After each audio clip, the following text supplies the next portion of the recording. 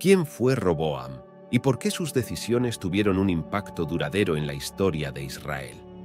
Si no estás familiarizado, Roboam era el heredero al trono de Israel, siendo hijo de Salomón y nieto del rey David. Su vida transcurrió durante el apogeo del reino de Israel, cuando su padre era conocido por su notable sabiduría y inmensa riqueza. Sin embargo, Roboam presenció la completa reversión de esa fortuna. Vio cómo toda la gloria del reino de su padre se desvanecía ante sus ojos, y después de su reinado, Israel nunca sería el mismo. Fue durante el gobierno de Roboam que el reino unificado de Israel se fragmentó, dividiéndose en dos reinos independientes: Israel al norte y Judá al sur.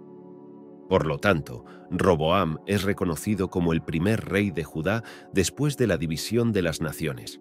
En este video tendrás la oportunidad de explorar la verdadera historia de Roboam tal como se relata en la Biblia. Te guiaré en la comprensión de quién fue y cuál fue su papel significativo en la narrativa bíblica. El significado exacto del nombre Roboam ha sido objeto de debate entre los estudiosos. Sin embargo, la interpretación más ampliamente aceptada es que Roboam denota el aumento del pueblo, o la expansión del pueblo.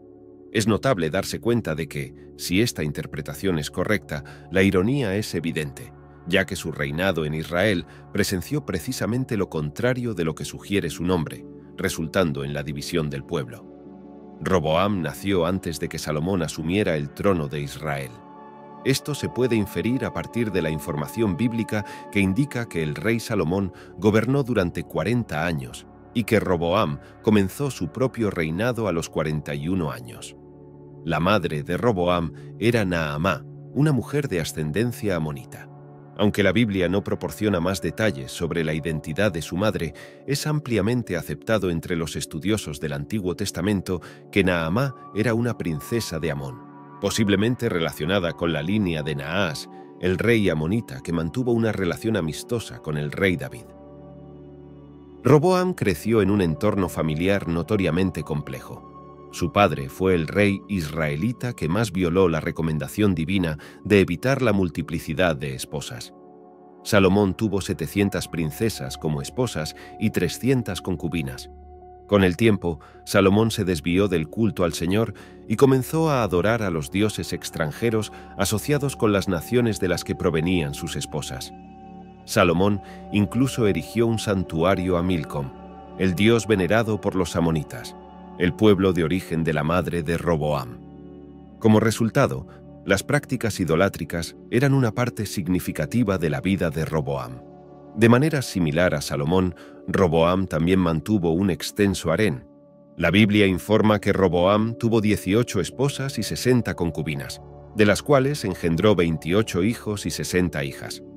Dos nombres de las esposas de Roboam se mencionan en las Escrituras: Maalat y Maaca, también conocida como Micaía. Maalat tenía conexiones con la línea de David, tanto a través de su ascendencia paterna como materna.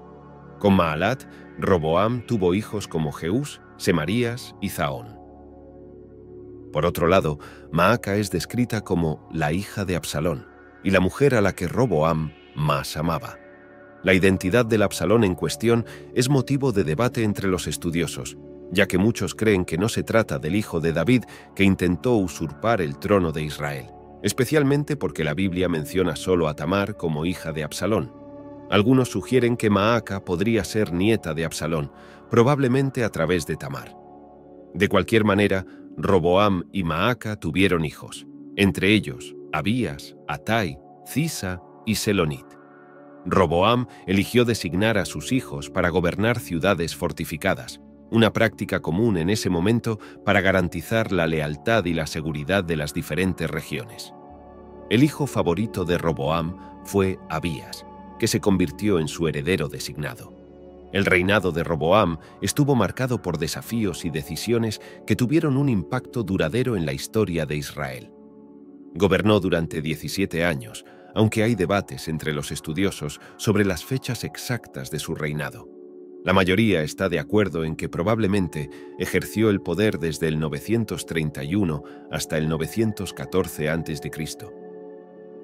La ascensión de Roboam al trono de Israel ocurrió en un período particularmente tumultuado. Había un descontento generalizado entre el pueblo debido a las políticas opresivas de Salomón, que incluían impuestos elevados y trabajo forzado, entre otros factores. Los israelitas expresaron su insatisfacción de manera insostenible, lo que culminó en una asamblea en Siquem, donde las tribus del norte exigieron alivio de las pesadas cargas impuestas por el gobierno de Salomón. Sin embargo, Roboam, influenciado por consejeros jóvenes, respondió a las demandas del pueblo de manera despectiva, autoritaria y provocativa. Actuó imprudentemente, ignorando los consejos de los ancianos de Israel y optando por aumentar aún más la carga sobre el pueblo israelita. Este fue un error irreparable que desencadenó una revuelta significativa, lo que llevó a la división de su reino. Las 10 tribus del norte se rebelaron bajo el liderazgo de Jeroboam, lo que resultó en la formación del reino del norte. Esta revuelta no representó solo un rechazo a Roboam, sino también a la dinastía de David. Roboam intentó reforzar su autoridad mediante la fuerza militar, reuniendo un ejército compuesto por 180.000 hombres de las tribus de Judá y Benjamín. Sin embargo, esta empresa fue frustrada por una intervención divina, realizada a través de las palabras del profeta Semaías. Dios dejó en claro que la división del reino era su voluntad y prohibió a Roboam iniciar una guerra civil contra las tribus del norte. El registro bíblico informa que la tensión entre Roboam y Jeroboam persistió durante todo su reinado. Sin embargo, parece que Roboam se sentía más amenazado por Egipto y los filisteos que por el reino del norte. Así, al comienzo de su gobierno, Roboam centró sus esfuerzos en fortalecer las ciudades, estableciendo una sólida línea defensiva, especialmente al oeste y al sur de Jerusalén. Estas fortificaciones no solo garantizaron protección contra las invasiones, sino que también reforzaron su autoridad sobre las regiones internas de su reino. Por lo tanto, la construcción de defensas y la fortificación de ciudades fueron medidas esenciales para asegurar la seguridad y la estabilidad del reino de Judá. Mientras Roboam se dedicaba a fortalecer el aspecto militar de su reino, la situación espiritual comenzó a deteriorarse. Inicialmente, tanto Roboam como el pueblo mantuvieron una firme lealtad al Señor. Además, debido a las prácticas religiosas desviadas de Jeroboam en el reino del norte, sacerdotes y levitas de Israel regresaron a Judá en ese período. Sin embargo, alrededor de 3 años después, cuando el reino de Judá ya estaba consolidado y seguro, Roboam y sus súbditos se apartaron del camino del Señor. Tanto Roboam como el pueblo se desviaron, adoptando prácticas idólatras y abandonando los preceptos divinos. Así, rápidamente comenzaron a aparecer columnas de ídolos, altares y lugares de culto donde se realizaban rituales paganos. El registro bíblico señala que en ese momento incluso la prostitución cultural tenía lugar en Judá.